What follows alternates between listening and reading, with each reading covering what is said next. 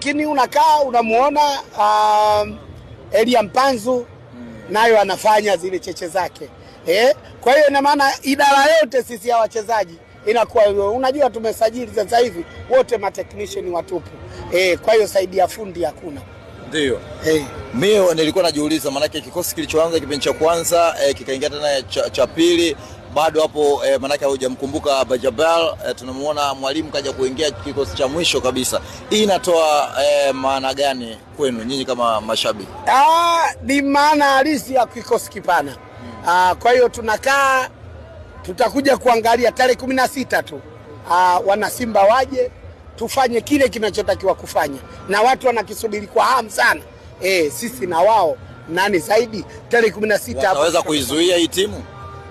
Ndio hapo kwa sababu kule mbele ule mstari wa mbele ukija mstari wa kati ukija mstari wa nyuma balaa litakuwa zito. Kwa hiyo tukutane nao tarehe 16 balaa wataliona.